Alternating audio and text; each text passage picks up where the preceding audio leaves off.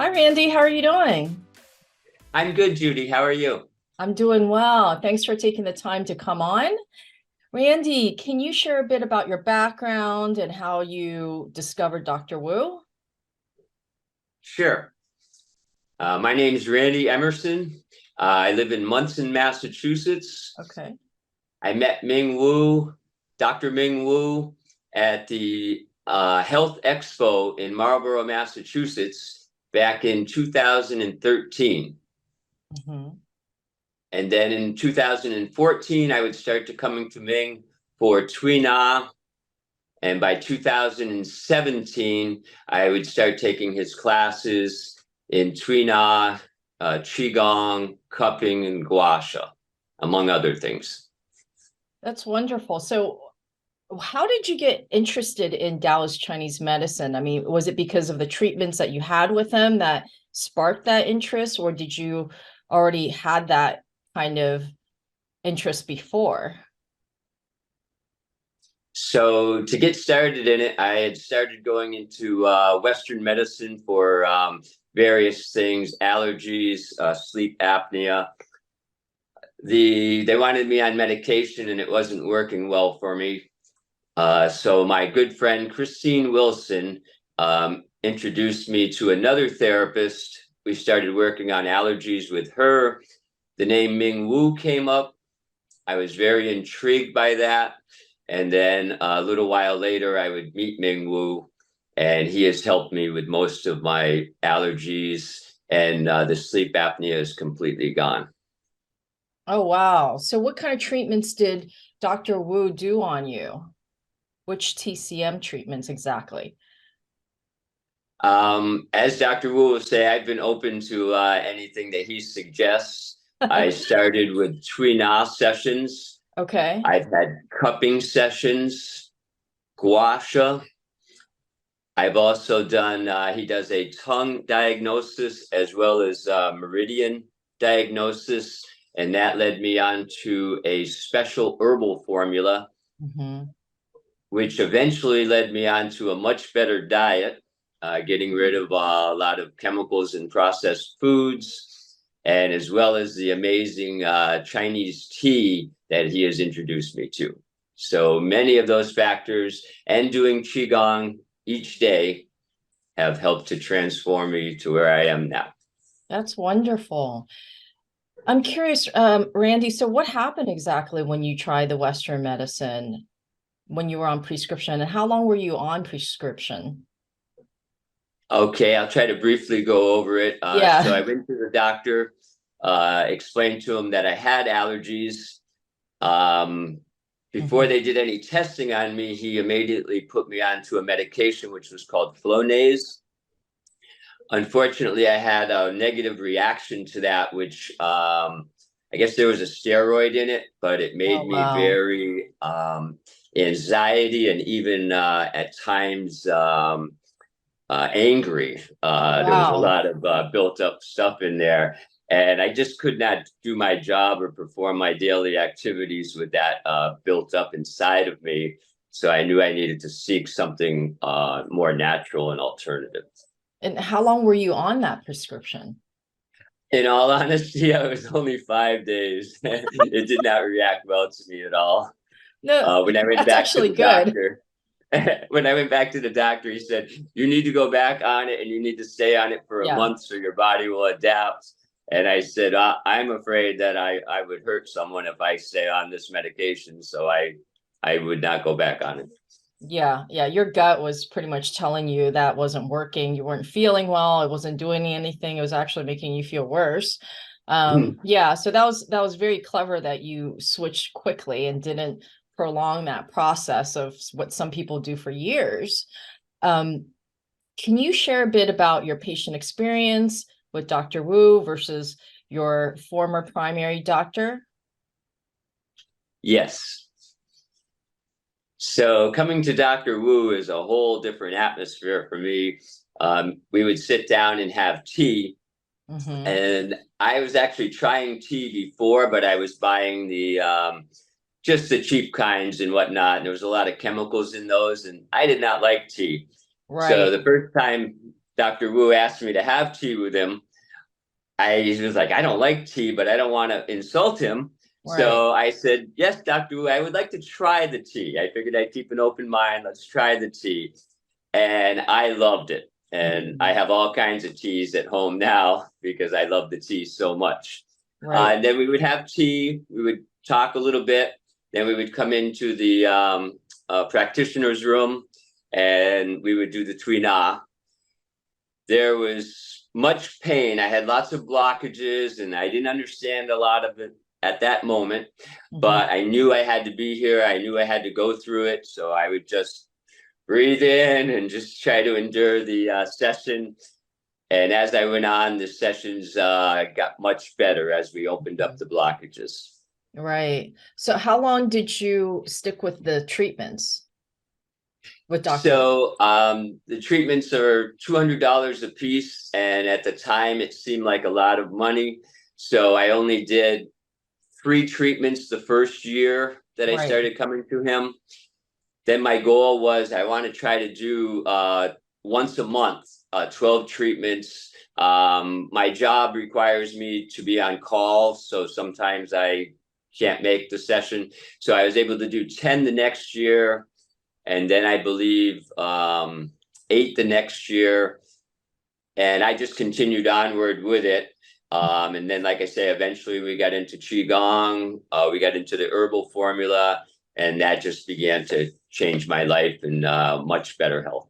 Yeah, so you pretty much integrated the entire TCM lifestyle then, right? I really want to. I still say I've probably only achieved like this much compared to Dr. Wu, but I'm expanding. That's wonderful. And how do you feel today? I feel great.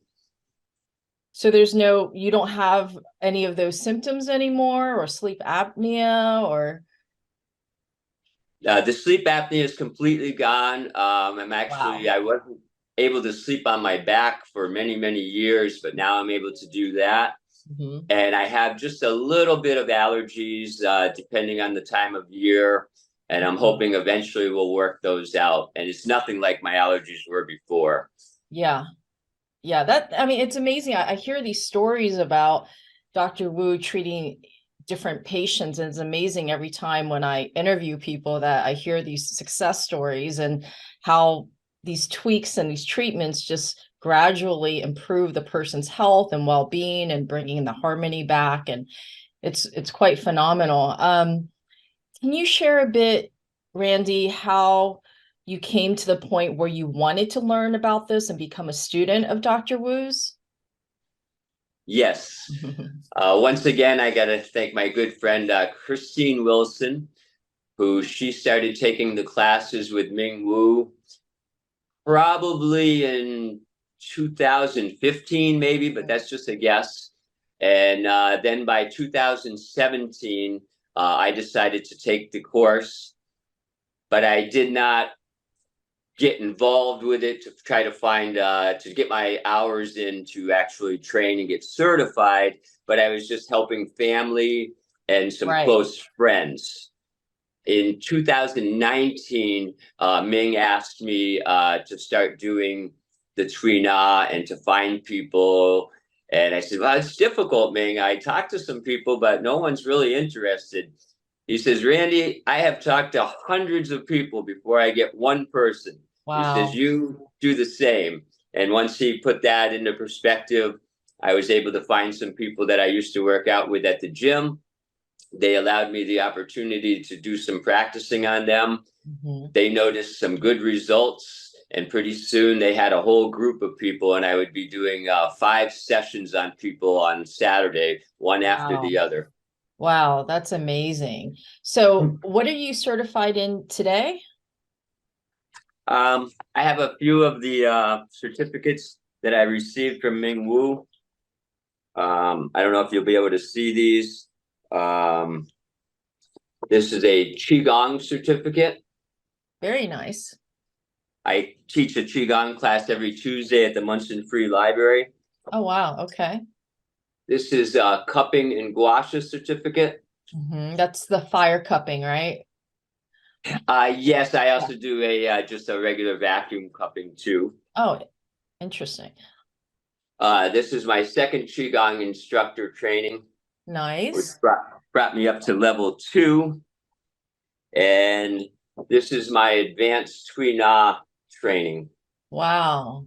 That's awesome. Congratulations, Randy. I mean, that's a lot of work that you put in training. Thank you.